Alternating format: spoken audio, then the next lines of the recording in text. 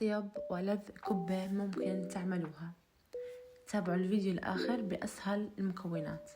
أهلا وسهلا فيكم بقناتنا، ويلا على مقادير الوصفة. يسعد أوقاتكم بكل خير. طبعا بالبداية احنا رح نحتاج هون الكوب نفسه، ممكن انك تزودي وتقللي زي ما تعودنا بالفيديوهات السابقة بحجم الكوب عندكم. أنا ما حبيت إني أحط الكوب المعياري، في أغلب الناس ما في، مش موجود عندهم. المهم نرجع لموضوعنا. أول إشي نحتاج البرغل الناعم، منه 3 أكواب، حجم كبير أو وسط أو صغير مثل ما أنتم بتحبوا تزودوا. وبنزود كمان 3 أكواب وشوي من الماء المغلي، نتركهم تقريبا ساعة إلى ساعتين بيكون أفضل. بعد هيك زي ما أنتم شايفين عنا تفتحت بشكل ما شاء الله حبة البرغل، بنشتغل فيها ما شاء الله. عندي الكمية 3 أكواب، سويت تقريبا 6. بعد ما تفتحت هيك الخطوة الثانية اللي رح نحتاجها اللي هو اللحمة. عندي هون للحمة أنا في عندي مفرزتها بالفريزر، وفي عندي لحمة طازة خلطتهم مع بعض، وبعد هيك حطيت قسم منها مع البرغل والقسم الثاني خليتها للحشوة. بالنسبة عنا للطحين بنضيف كمية قليلة، كل ما قللتي كمية الطحين بيطلع معاكي أطيب. إحنا ما بدنا نضيع طعم البرغل، ولا يعني هي كبة مش وحدة من المعجنات، فعشان هيك ما تحاولوا أنكم تضيعوها بالبهارات أو بالطحين. بنتابع طريقة العجن زي ما أنتم شايفين، وبنضل كل شوي نتفقدها. هي راح تاخذ معاكي وقت، بس أنا حبيت إني أحكي لك أو أفرجيكي إنه كيف تختبريها إنها كويسة أو لا. زي ما شفتم أضفنا عليها كمية قليلة من المي حسب الحاجة، بهارات شوي، يعني تقريبا معلقة صغيرة من البهارات، الكركم والملح، وكمان مرق الدجاج اللي هو الماجي.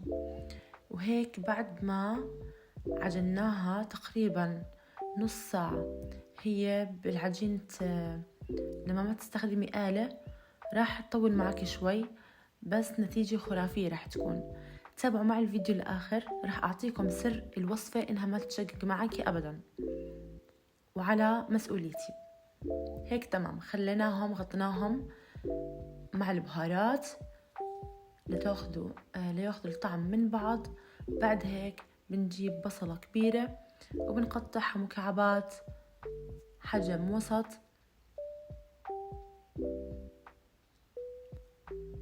بنحطها بالقلاية مع شوي من زيت الزيتون. إذا حبيتوا تحطوا زيت نباتي، زيت نباتي كمان بيصير، أو ممكن نص نص، برضو الأمر برجع لكم. بعد هيك أي نوع من المكسرات موجود ممكن إنك تضيفي. بنضيف فوقهم اللحمة الموجودة أو قطع الدجاج زي ما بتحبوا. بنضيف كمان مرق الدجاج، ملح، بهارات مشكلة، وكمان فلفل. حبيت أضيف كمان معجون الطماطم كمية قليلة، يعني الأمر برجع لكم حسب رغبتكم. حمصناهم شوي زي ما أنتم شايفين، وهيك بيكون جاهزات لنحشيهم. الكبة طبق جانبي بشهي طبعا، وكل إشي بيعتمد على طريقة العجن ومدة العجن.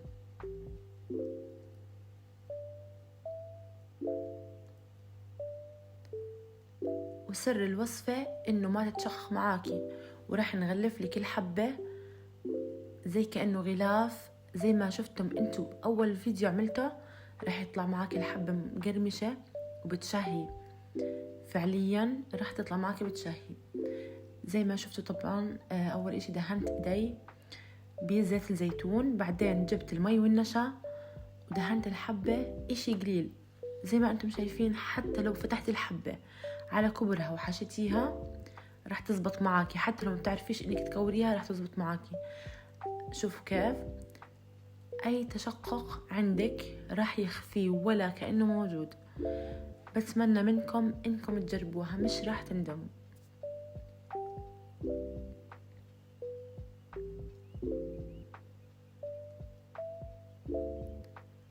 الكبة كثير سهلة، شايفين كيف؟ أي تشقق بيخفيلك إياه. وكمان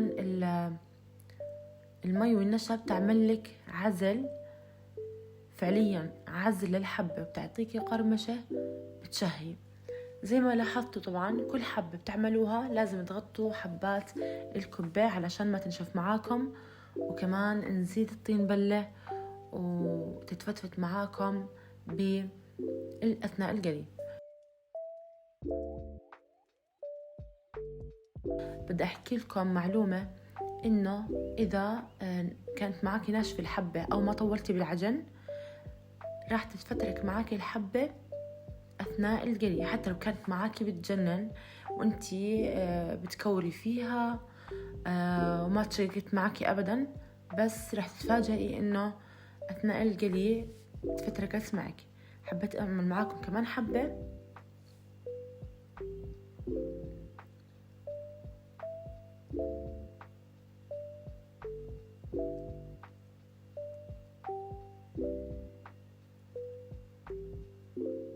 طبعا بجوز الناس يستخدموا كيف هاي بتعمل يعني هيك بالحبة، بس خلص سبحان الله، يعني كل واحد هو وطريقته زي ما الواحد بحب، كيف ما بتريح.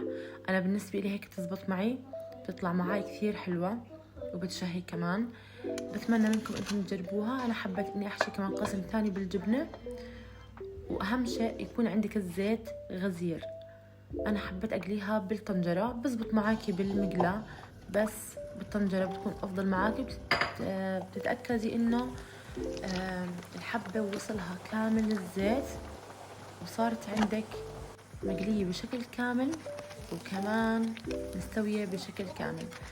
بالنسبة للون ممكن إنك تكوني إذا بتحبوهاش مقرمشة بتكون أخف شوي للون الذهبي، أخف من اللون الذهبي اللي انتو شايفينه.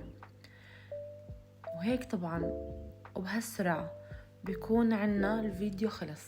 بتمنى منكم دعمنا بلايك واشتراك إذا عجبكم الفيديو، وما أكون طولت عليكم. اكتبوا لي بالتعليقات إيش تنصحوني لبعدين، أو فيديوهاتي إيش ناقصها، رح نستفيد ونتعلم من بعض. يعطيكم ألف عافية وألف صحة وهنا على قلوبكم.